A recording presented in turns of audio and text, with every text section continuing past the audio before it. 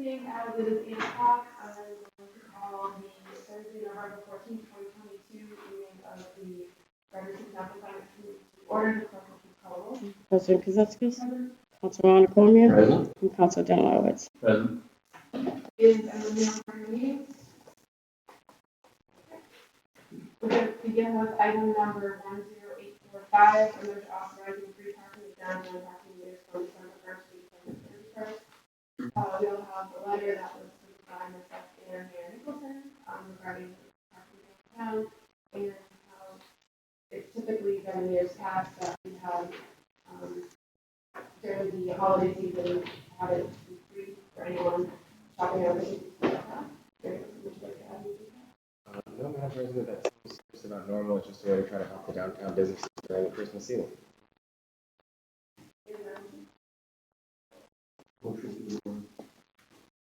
Allow the request. Second. Motion made by Councilor Ackerman, seconded by Councilor authorize the request. There's discussion on the motion. We'll recommend authorization. Discussion on the motion. All those in favor say aye. Aye. Those say no. Motion passes. Item 1084. I'm sorry. We're actually going to take a couple of items out of order. We're going to go ahead with item number 10819.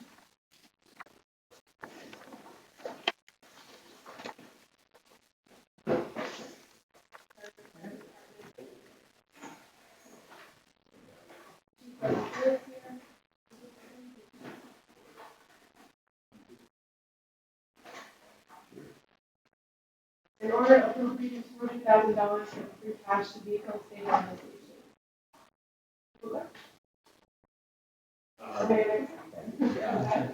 This is a special stabilization account that was created by the city in 2018. There's currently has a balance of about $135,000 in it. This is one that we've created to start building a savings account, if you will, that if we ever do need to purchase vehicles for the city, we had money in there. As you saw in the audit of the fire department operations that I've included again in your packet with this item, one of the things that was cited there was the need for a new tower truck within the next 5 to 10 years.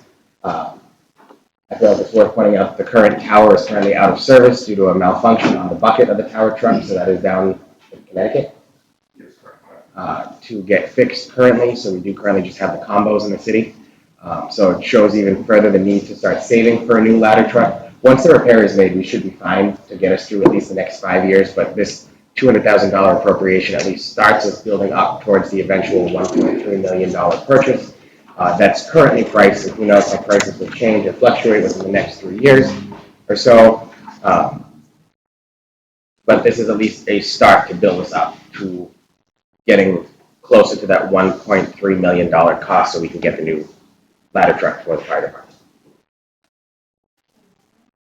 Yes, current tower one is a 2002 model, so it is 20 years old at this point. Overall, it's in pretty good condition. We did last fiscal year, we ended up having to recable the ladder, which was, I believe, about $15,000 repair or so, which was expected. It was a year sooner than expected, but it was at the lifespan of the cables. But again, we've had multiple other issues, mostly fairly minor. This was a hydraulic cylinder failure, which 20-year hydraulic cylinders, the seals wear, and it's going to be down for a couple weeks because of the supply chain issues. Parts are available, so it is going to be down for a while, and that's again, as I cited in the fleet analysis report that I submitted. Mayor and the council there a while back, is that always a challenge when you have a 20-year-old truck.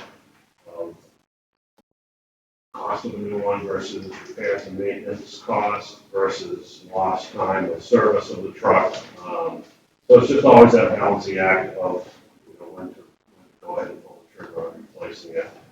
The National Fire Protection Association does recommend ladder trucks, aerial ladder trucks that 20 years of frontline service is the recommended replacement time. Then you can have years of reserve service after that.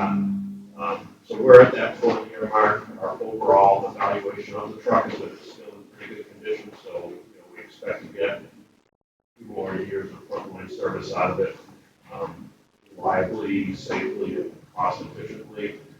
But again, the replacement cost is just, for lack of a better term, astronomical, and no planning for it. It was a great idea, but I thought start put the money aside.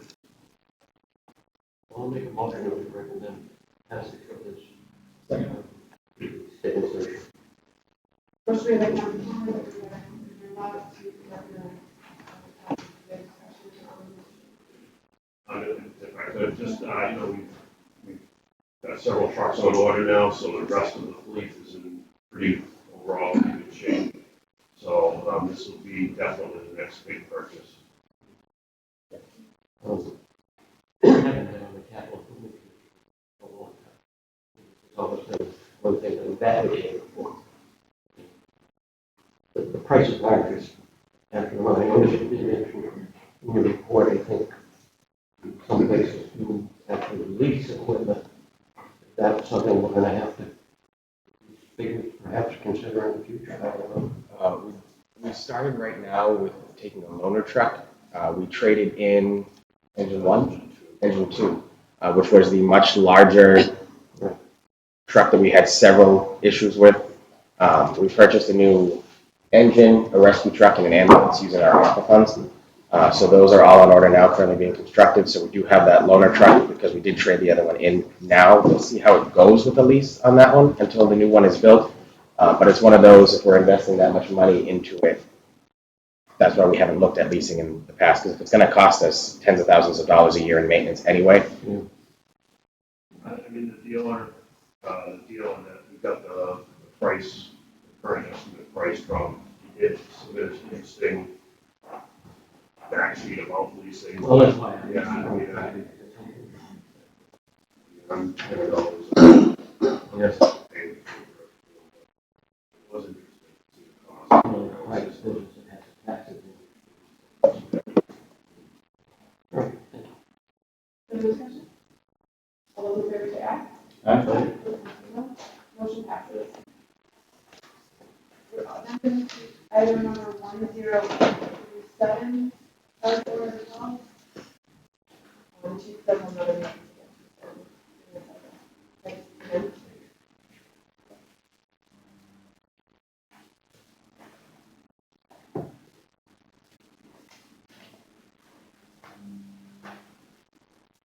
Item number 1037, a budget authorizing $106,594.44 for prior year salary.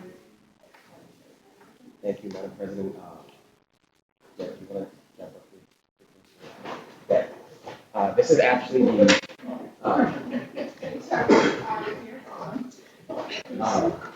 this is actually the new union contract that was negotiated with the fire department. The contract itself expired on July 1st, 2021. So for the past year, we were in the negotiation process for the new contract. So this is the retroactive pay for the salary expenses that were associated with that collective bargaining agreement that we have with the fire department union. The information that was included in the negotiations was included in the packet of information that was submitted with the supplemental budget proposal in your binders that were left at your desk and were referred to the committee of the whole for Monday's meeting. But where this is a financial reason, if there's any questions for the finance committee as to procedures or anything like that, something else goes as well. But this would be the money needed to do the retroactive pay, and then the salary figures for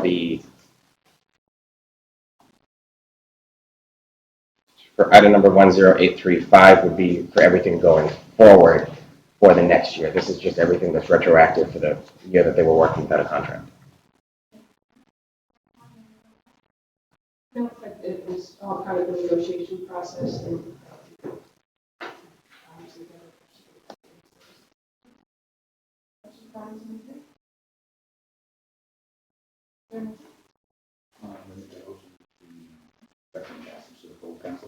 Second. Motion made by Councilor General, seconded by Councilor Cormier, to recommend passage to full council. We will be taking up this item on the supplemental budget. We have all of the supporting documentation in that. Our supplemental budget package has the rest of the council in there. Any discussion? How much longer does the contract? This current contract is a 2-year contract, so it covers 2020, the 2021 beginning of it through the end of this fiscal year. So this will expire on July 1st, 2023. We'll begin the process of negotiating the next contract with the fire department probably sometime in the spring. Thank you. Yes. I feel like I've constantly been negotiating since I took over because we did the 1-year contracts with the uncertainty of the pandemic, and then we've done the 2-year contracts, and now we're back to when those 2-year contracts expire, and it's going to be fun. Okay. Yeah. All those in favor say aye. Aye. Those opposed say no. Motion passes. Thank you.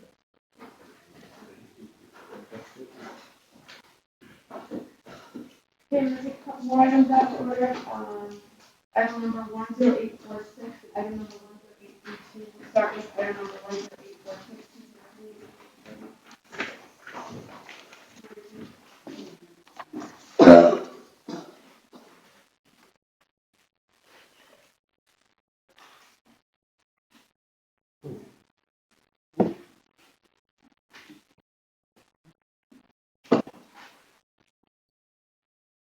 Item number 10846, another authorizing acceptance of donations gifts for use by Gardner Police program. So this is for the request to accept the donation of a ballistic vest from the dog program to be utilized by Rockland. Yes, Madam Chair.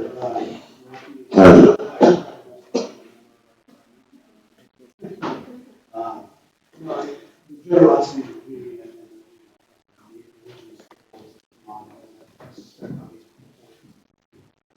keep coming before you for these donations.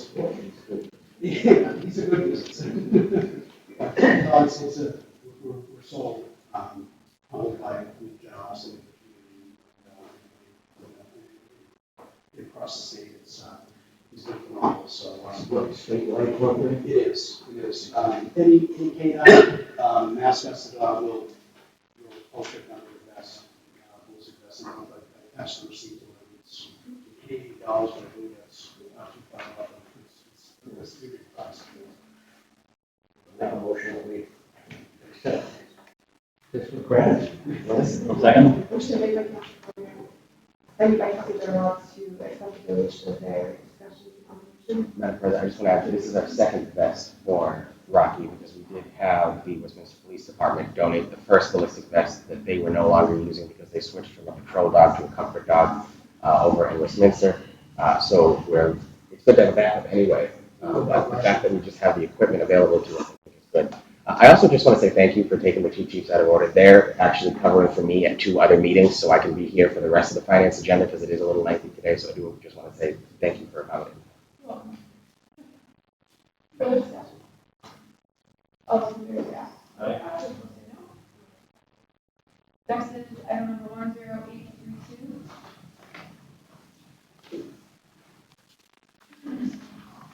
A notification of additional staff to Gardner Municipal Shelter. This is realized as now what communities control Gardner, Ashland, Westminster, obviously we realize that there's a lot more business, if you will, and the need for somebody full-time staff is glaring issue for us. Ordering, things like that down there, we need somebody on a regular basis. The shelter attendants and the ACOs are fantastic. However, we want to try to focus them on more of what their primary functions are, as opposed to doing kind of administrative functions of everything this position is doing. So it's just kind of streamlining what we're doing, helping us out, be more efficient. Thank you, Madam President. As was noted in my letter, this is just a notification because it was done through an appropriation transfer. As Mass General Law requires, salaries does not require a vote of the council. However, salaries to expense does. This was a salary to salary, so all it needed was mine and the chief's signature. However, just to be as transparent as possible with our financials in the city, I want to make sure the council is aware. This was funded through excess funding that was done because we had such a vacant period and didn't have a deputy chief, that there was enough funding in the deputy chief's salary line item for us to be able to move that to create a shelter, basically financial attendance. Just to make sure all of the financial reporting was done, all of the processes were done, the purchasing procedures, all of that. the need was there, the money was there, so we just did it that way. But again, just to be fully transparent and collaborative in the operations of the city. What the council's doing. For the next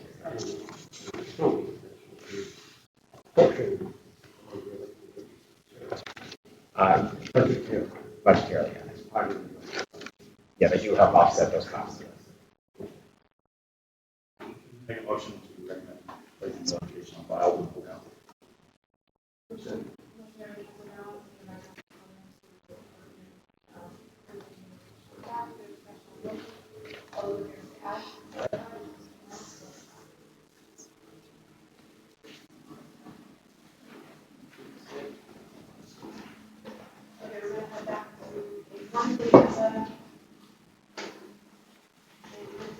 Item number 10815.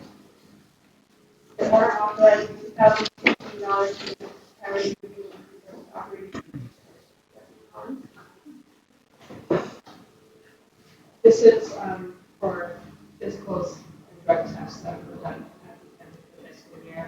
Unfortunately, the billing cycle of this particular vendor doesn't get us our bills within a week's time or so. The invoice came in after the 1st of July, it actually put it a couple of weeks into the month. And I was unfortunately my father passed away that time, so we able to process it through an extended period we have. So they're valid charges for physical drugs that we were conducting with that time for 5 years. Make a motion to recommend authorization of payment. Second. First, we have the recording that we have in the laws to recommend the authorization of payment and expression of the motion. All those in favor say aye. Aye. Those opposed say no. Thank you. Item number 10816, an order appropriating $130,819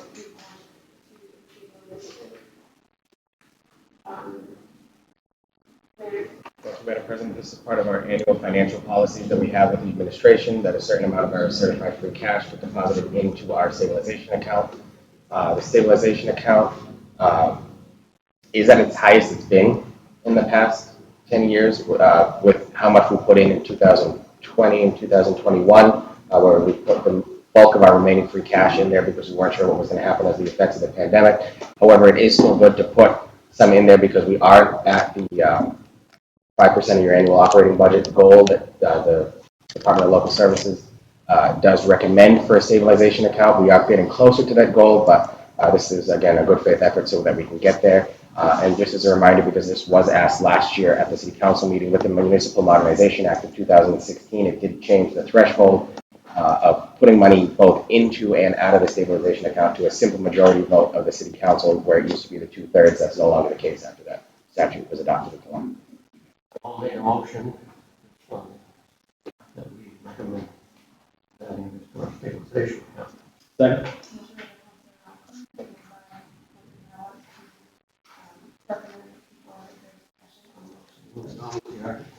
Go ahead.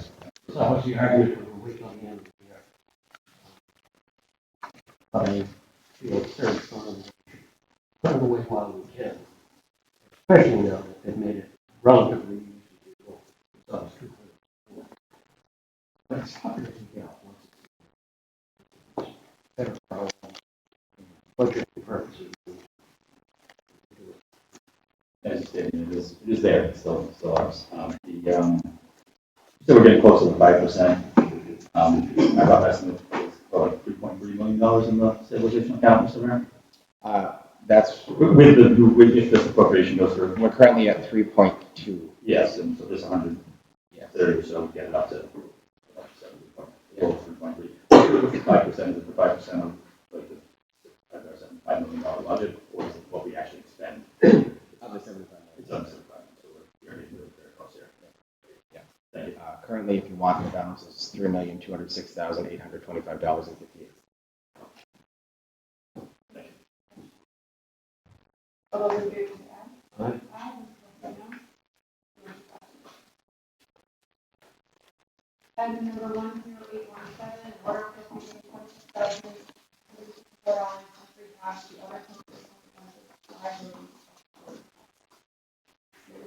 you, Madam President. This is one that we have to make a good faith effort in putting in money into the OPEB stabilization account. However, I do, as I've expressed multiple times, as I know the previous administration also expressed multiple times, have a fundamental issue of appropriating money into an account that we really will never be able to touch. If this is something that if government ceases to exist, at least we can pay our pension bills. I understand why the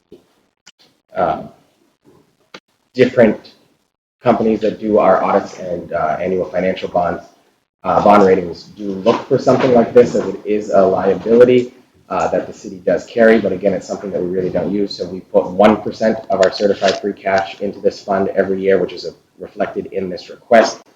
Currently, the OPEB stabilization account has a balance of $173,730, which is less than what our liability is that the actuaries have set. But again, it's something that we would never be able to use, and I think it's financially irresponsible and not part of our fiduciary responsibility to the taxpayers to tie up funding that we'd never be able to use when there's so many projects out there on our capital improvement list and other different needs for the departments that need to be met in order to truly serve the citizens of the community. Thank you.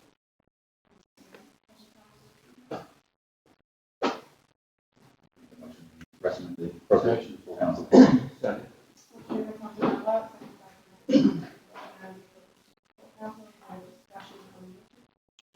All those in favor say aye. Aye. Item number 10818, in order appropriating $300,000 from free cash to Department of Public Works. Okay. Thank you very much, Madam President. This is part of the administration's annual financial policies as well that we've done every year. Those policies were adopted in 2017 by the previous administration here, never by mine since I was elected in 2020. The policy states that once free cash is certified, at least 10% of certified free cash will be allocated towards road resurfacing and repair. So basically our annual paving costs, 10% of that would be around $268,000. However, as I've done every year since I've been in, we've gone just a little higher than that, so that equates to $300,000 that you see before you. We go towards paving roads next year. There are a couple of roads that we know we want to hit, particularly Eaton Street, connecting Park Street to Green Street by the Gardner Golf Course. That is set to be done next year on the paving list. There are other areas that we know we're looking at as well. Some areas we are avoiding, such as the Uptown Rotary, because we know that the Commonwealth is going to come in April and dig up that whole area there, so it doesn't make sense for us to go in and pave it, just to have them dig it up again. I know the bottom of Elm Street, where the utility lines are being put in this past year, is also on the list for us to look at as a priority next year. Again, we rank the streets on average number of cars that drive over it daily, number of houses on that street, number of businesses on that street, number of employees at a business if it is on that street. So there is a full-on formula that goes into ranking our streets by priority, and it's basically just how many cars are driving over that road on an annual basis. So this will go towards helping that money, and then whatever the Commonwealth gives us next year in Chapter 9.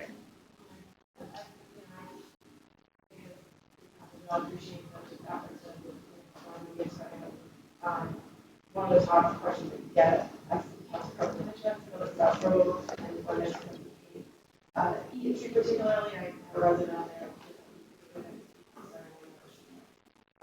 She's glad to hear about the for next year, but there's so many roads and aren't issues in every city and town in Massachusetts. So I'm glad to see this happen for you and something that affects everyone.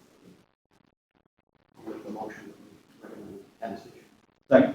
Motion made by Councilman Head, and by Councilman Ross to recommend passage. Council, discussion on the motion. So happy to see the street considered. The one we'll probably hear the most of. But the thing is, that once he's taken care of, there'll be another one that takes place. And like the peasants. They got one who can't even. All those in favor say aye. Aye. Those opposed say no. Item 10820, in order appropriating $35,000 from free cash to school improvement project.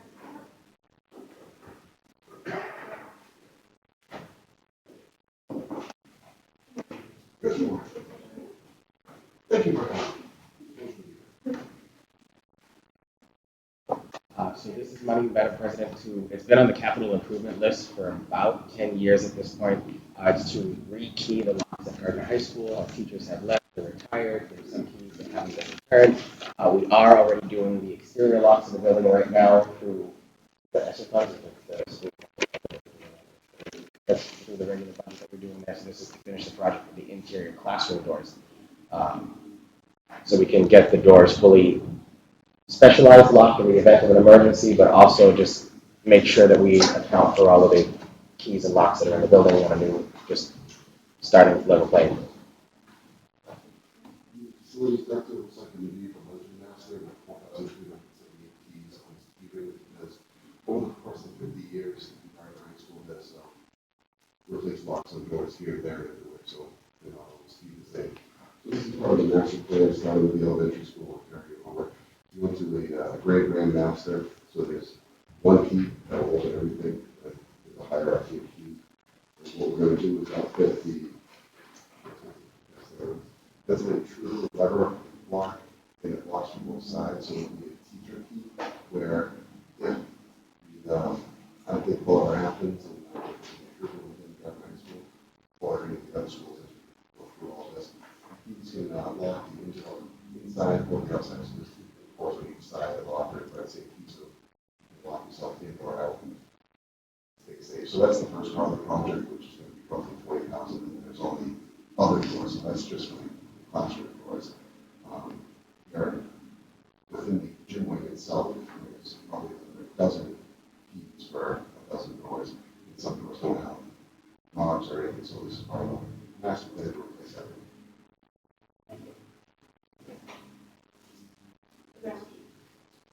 Motion to recommend the appropriation of full council. Second. Motion made by Council Bernard, second by Council Turner to recommend the motion to full council. Is there discussion? All those in favor say aye. Thank you very much.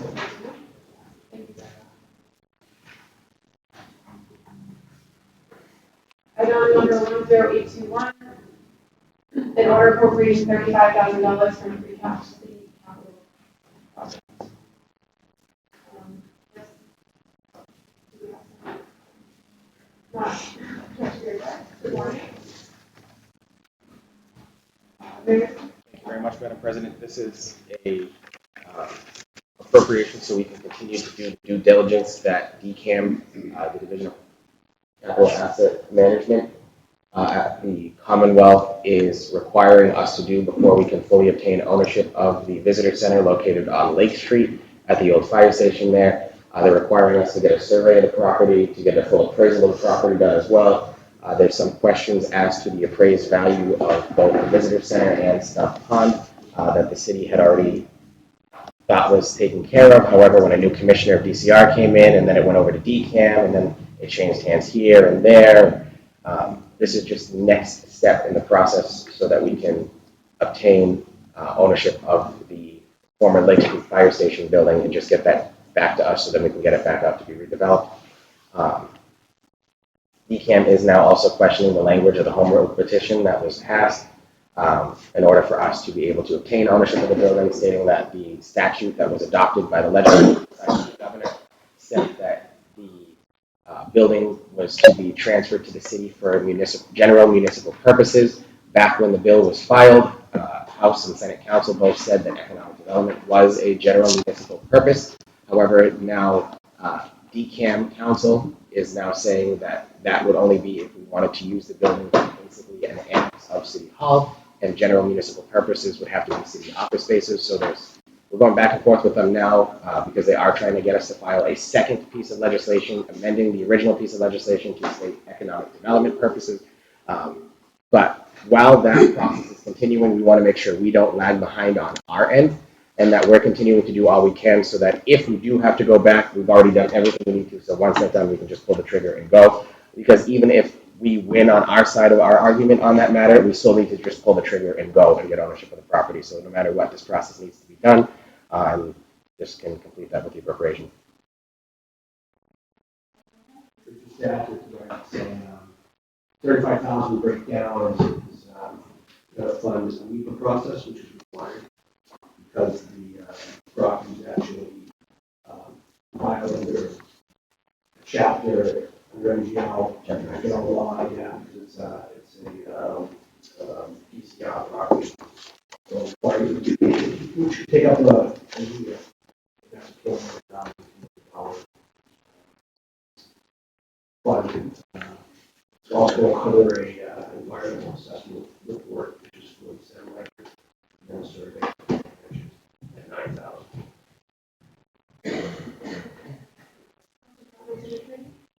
The long-term plan is to get it, then sell it back to possibly a private person, the developer for some kind of commercial records, right? Yep. Take a motion to recommend appropriation to full council. Second. Motion made by Councilor Giles, seconded by Councilor Cruz. Council, is there a motion? All those in favor say aye. Aye. Aye. Those opposed say no. Motion passes. Thank you, Director Peter. Item number 10822, in order appropriating $75,000 in cash to landfill closure expenditures. Thank you very much, Madam President, and Director Saunders is here as well. This is part of our annual free cash policies that we have, that we are required to monitor the solid waste landfill over on West Street for a period of 30 years after it closes. This money basically helps us with the monitoring. It doesn't help us, it pays for the monitoring costs that we're required to do for our methane levels at the location, as well as groundwater control and erosion control. This is something that we spend about 50 of it every year, with the remaining amount being put into the fund that's there, so that you can see on this funding schedule that's attached to your packet. It does go down after a certain bit, but we want to make sure we have at least the amount we need to cover our costs, and then have some left over there if we need to do something with extra monitoring.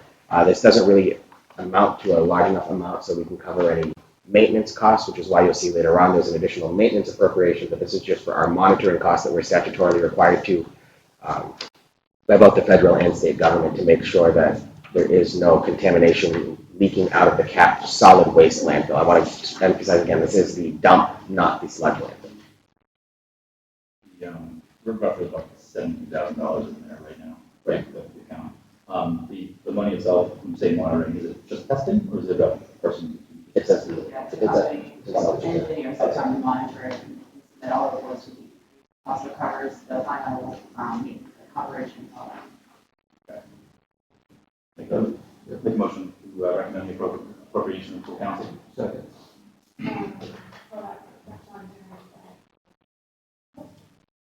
Motion made by Councilor Giles, seconded by Councilor Cormier to recommend appropriation of full council. Is there discussion on the motion? All those in favor say aye. Aye. No. Item 10823, in order appropriating $72,500 for free cash to landfill repair and maintenance. Thank you very much, Madam President. You'll see a similar item back in 10826 further on in the agenda. This is to cover the costs of repairs needed for the leachate pumps at the solid waste dump landfill. Again, as part of the groundwater control that's at the site that's required for us in our 30-year monitoring plan for the location. The repairs have been put off for several years, and as such are now at a point where we're at a higher expense to basically almost replace the full system, but this should be able to get us in a spot that we're able to at least move forward and then plan for in the solid waste enterprise budget moving forward, allocating some repair funding into that budget so that we can not have such a large expense because maintenance was deferred for so long. The bill that came in, basically half of it is being covered out of this, and half of it is being covered free cash, and half of it is being covered out of the enterprise account that you'll see later on in the agenda, because both are related to the work that's done over there. Total cost of probably close to $150,000. Yeah. And this is the leachate that accumulates, you have to Yes, it has to be pumped out and out of the landfill. have it separate.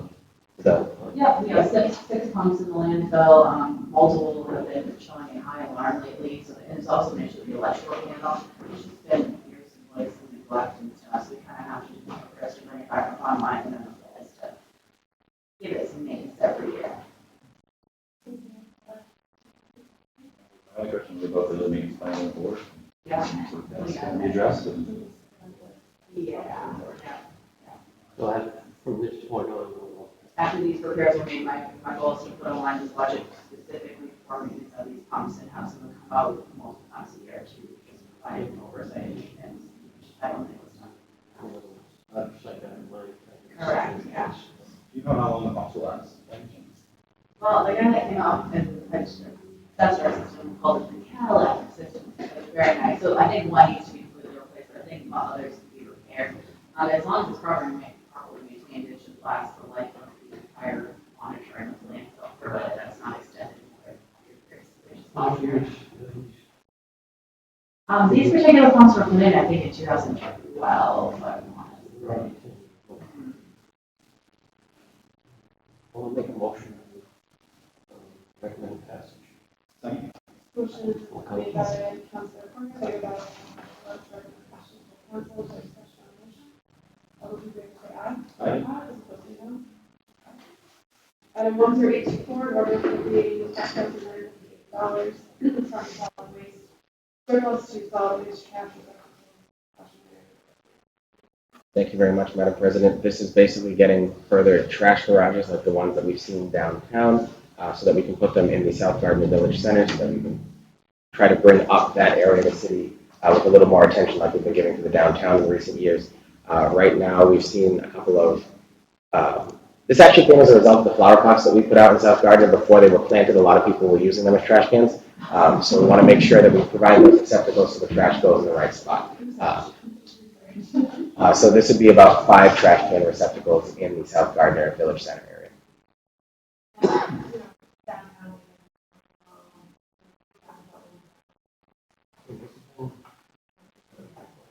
People say they're large, but overall, as long as people can get the trash in the spot.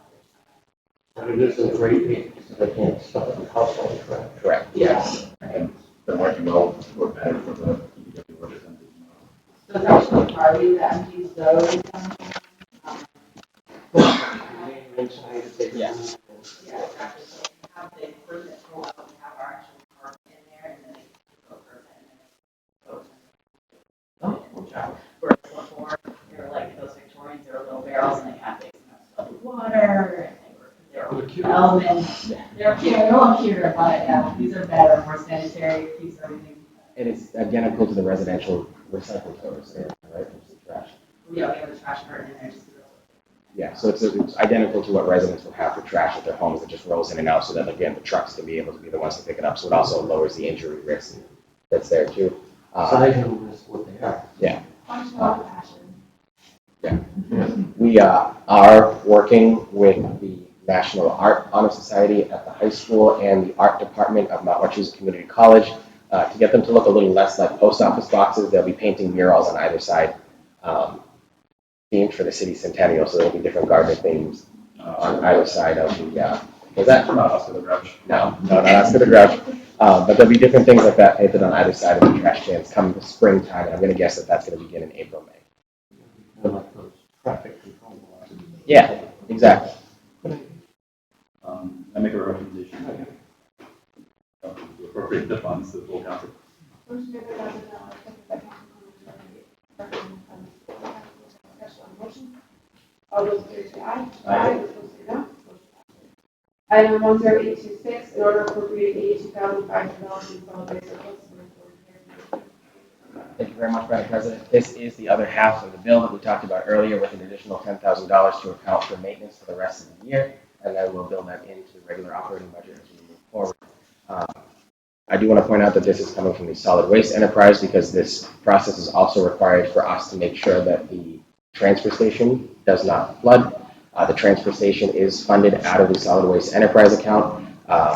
So without the work to repairs done there, it could impede the operation of the transfer station. So that's how the two enterprise accounts are related to each other. So this is, again, the next half of that bill to fix the pumps for the leachate at the solid waste dump. Is this a line item in the budget or is this a surplus from sewer? This isn't sewer. This is coming from the solid waste. So I shouldn't solve this, I'm sorry. Yeah, it's the surplus. So every, all of the enterprise accounts, because they're self-funded and circular like that, they have their version of free cash, which either surplus, retained earnings. Those are the two terms that are used for basically enterprise free cash, and that's coming from that account. Okay, I didn't know that I don't remember cash from the enterprise account. Thank you. Okay. I make a motion recommending Second. Motion made by Council Devlin, seconded by Council Cormier, Council, is there discussion on the motion? All those in favor say aye. Aye. Opposed, say no. Item 10835, I think that you're on. Thank you. Item 10835, in order to appropriate $166,127 in various departments, value like budget fiscal year beginning July 1st, 2022 to June 30th, 2023. This is part of the supplemental budget.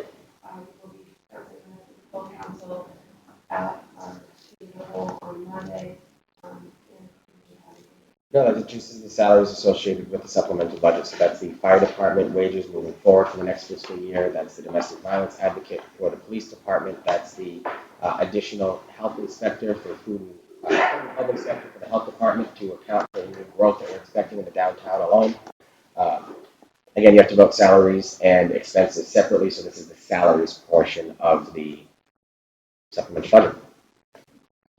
And we can talk, I mean, I'm happy to answer any questions on that, but I know that there is the full formal presentation with all of the relevant department heads on Monday's meeting. Recommend that we go to the full council during the discussion there.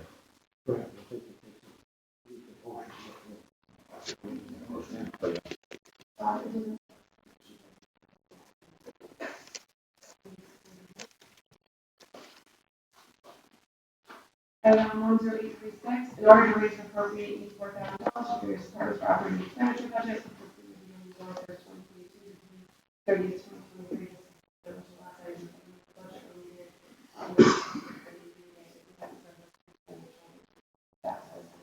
Mr. Mayor, for us to compare the finance committee.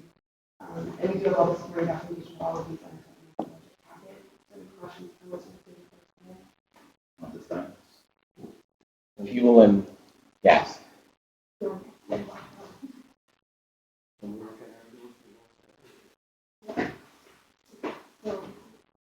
to item number 10828, notification of certification of property values.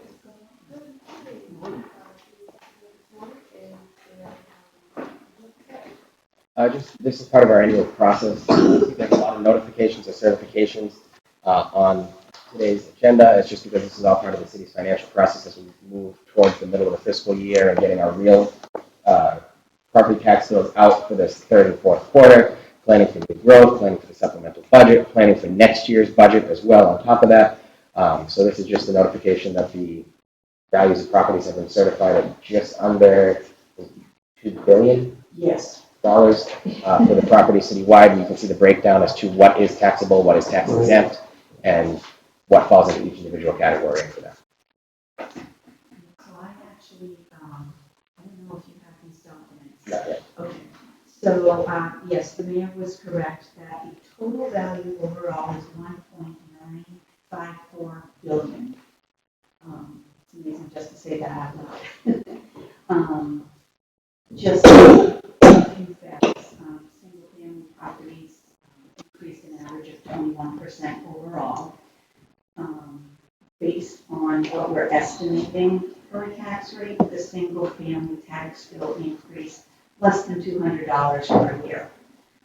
So considering what happened with the preliminary billing and values, I think that people will be very pleased come January when they see that their bills have actually dropped. Looking at a tax rate of $16.16 compared to the current tax rate of $18.58.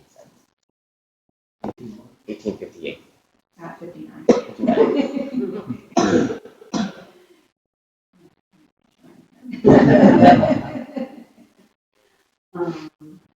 Just another fact, for fiscal year 22, Gardner ranked 263 for the average single-family home tax bill out of 351 municipalities.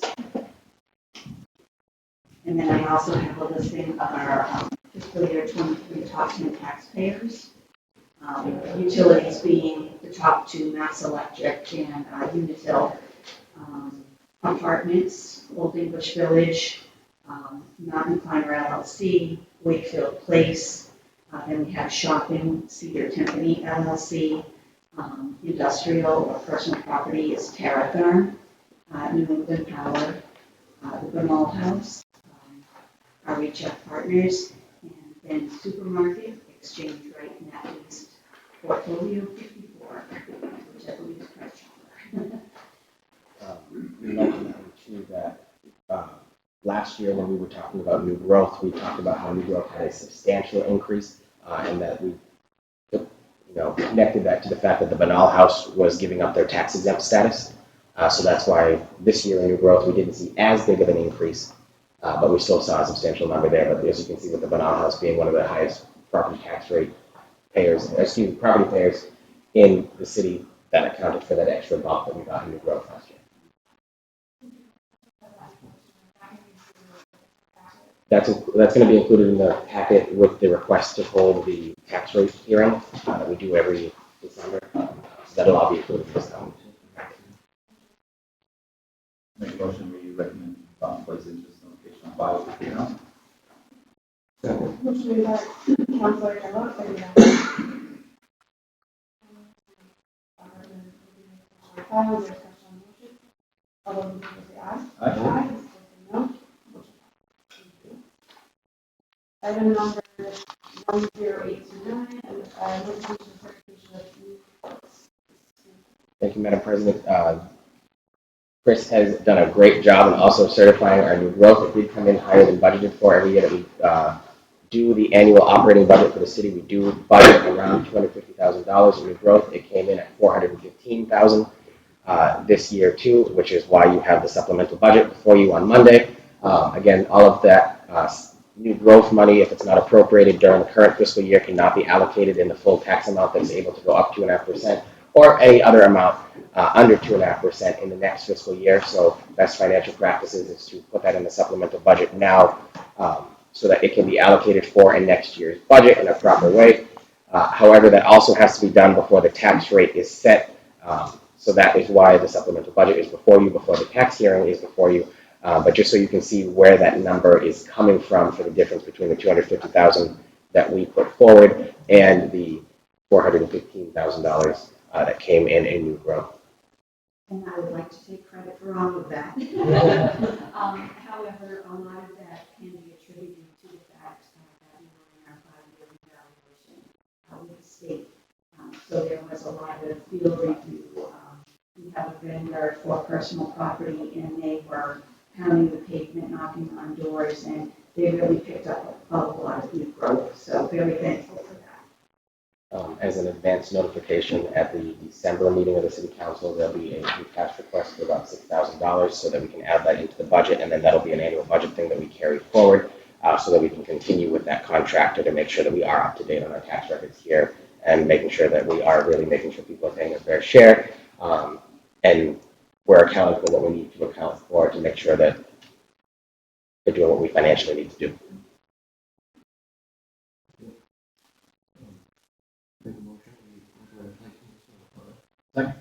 Motion made by Councilor Carroll, seconded by Councilor Carroll, discussion on the motion. All in favor say aye. Aye. Those opposed say no. Thank you very much. Thank you. Item number 10839, to authorize the and intermunicipal agreement between Gardner and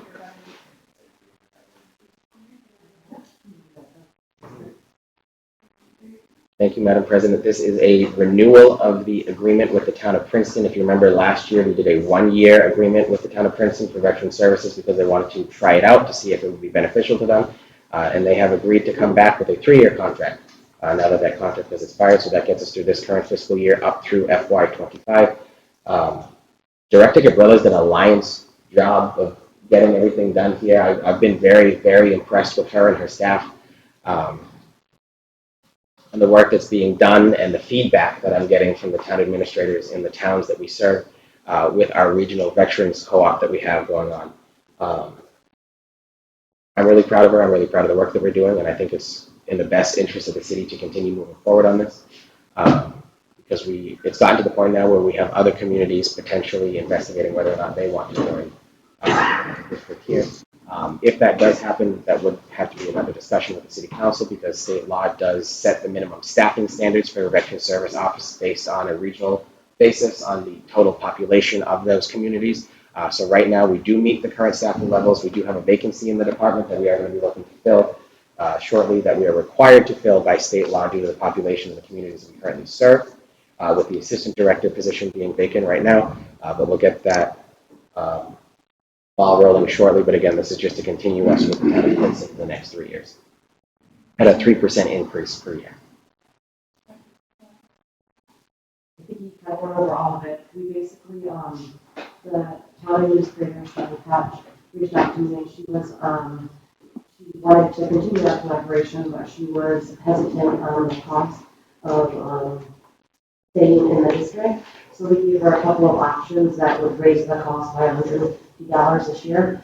If she wanted to do just a 1-year term, or we would keep it the same this year and then do a 3% increase for the next 2 years if she agreed to a 3-year. So we're really, really excited that she decided to go with a 3-year term. Because that'll bring in about $20,400 in the next 3 years. So move to recommend, enter into municipal agreement. Second. Motion made by Mr. Flores, seconded by Mr. Gonzalez to authorize the additions. Is there discussion on the motion? Very positive, thank you. All those in favor, say aye. Aye. Those opposed, no. Using the motion. Item number 10840, notification of grant awards from the documents that we have in the packet list a number of different grants we received throughout the city, working with State Representative James Watley, Senator Goldie, and our state delegation that North Central Mass. Mayor. It's ironic that we get to talk about this today because Secretary Keneally is actually coming this afternoon to the city to highlight these grants that we've received. But there's several hundred thousands of dollars that the city's received recently in grant funding for several different economic development grants to the Community One-Stop program.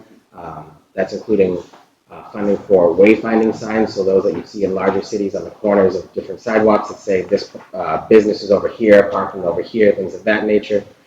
Purchase of parklets for outdoor seating. That way, instead of closing down a full road, if Taco Ray wants to have outdoor seating, they can rent the parking spot out in front of their business. But in doing so, it also provides the barrier that's there so that any customers who are sitting in those parking spots are safe from vehicular traffic that's traveling on the roads. There's the site readiness grant to study the merits of a future industrial park off of Matthew Street by Route 140. There's funding that we received for climate change mitigation with the spillway at Crystal Lake.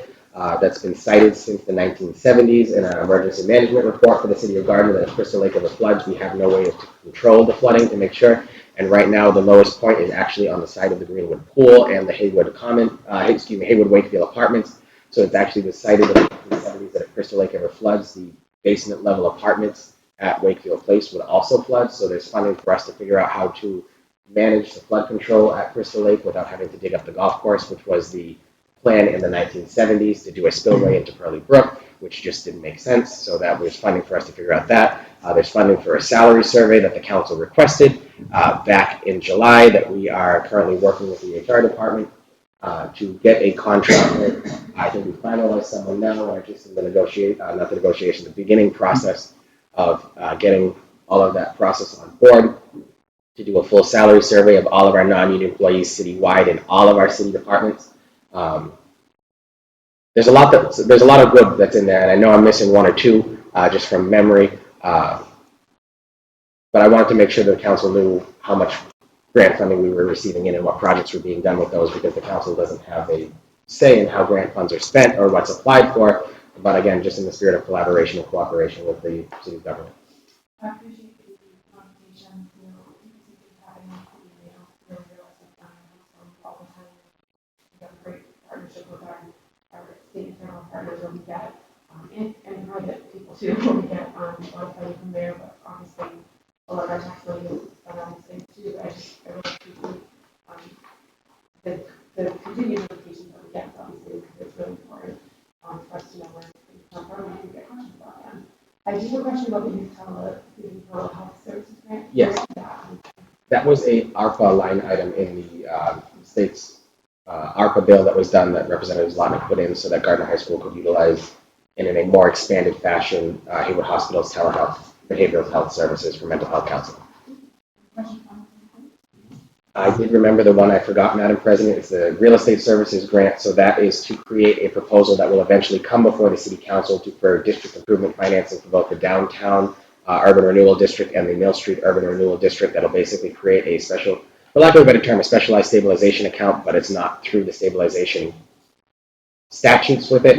It's more just basically an enterprise account, for lack of a better term, that any increases in taxes just due to general budgets passed by the City of Gardner on buildings in those areas would go into this fund that would only be allowed for allowable uses to improvements made in that fund. Similar to the parking meter fund that can only go towards improving the parking meter area.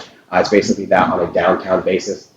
So if a building pays $1,000 a year in taxes, we'll use the corner of Connors and Parker Street for an example. If they only pay about $20,000 in taxes, and then with the currently, but with all the renovations being done by Mass Ave Rentals right now, they're expected to pay $55,000 a year in taxes after that. The difference between the 20 and the 55 would go to this account, and the 20 would go to the general account, the general fund. Then next year, the 55 falls to the general fund account, and if there's an increase in taxes of $1,500, that $1,500 then falls into that account. So if any improvements made to the buildings or any general the buildings in those areas would fall into that account so that we can continue the progress and work that we're doing to renew and revitalize those areas. But that would have to be voted on and approved by the City Council, but the consultant to do that work is paid for by that grant. As this said, keeping us updated, thank you very much. I appreciate the hard work. Motion of the President, please, on the file.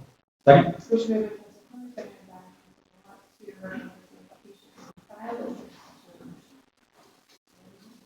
Lot Aye.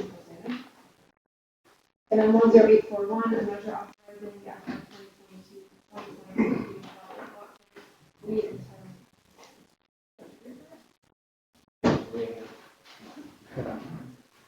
Thank you, Madam President. This is the annual mini entitlement program that the council is required to approve. We've done this several years because, again, while the funding is received from HUD and DHCD, the City Council does have to approve the preliminary plan for this. This year, the funding was given on a 2-year basis rather than a single-year basis. So rather than the $800 in annual funds that we normally receive, we received $1.6 million to use over the next 2 years. However, we were still restricted to only being able to do 3 development projects, and then the social services, the admin costs, and things of that nature that move forward. And if there's any questions on the projects, myself or Director Bureau, I'm happy to be able to walk through the grid with you. Eric, do you want to? No, I think you covered it pretty well. So this year, they're behind the ball on past years due to COVID. So I think they try to catch up by combining 2 years in this round of funding. But we'll be submitting the application in March, and typically we'll get awarded sometime in the summer, June, July timeframe, so we can actually start the projects. Where it's a 2-year amount, it's subject to funding half and half by the state. So if need be, you could be spending a larger, more than just half of getting all the way up to it. There won't be restrictions against. If the occasion would benefit us to spend more of that amount in the first year, that would be okay. Yes. Yeah, we have 2 days to spend it, however. I didn't know if the state was going to fund it. Doesn't matter. Question, comments, or anything? There are Adopt the resolution. Second. motion made by Council Connor, seconded by Council Lot to recommend authorization. Is there a second motion? All those in favor say aye. Aye. Those opposed say no. Motion passes.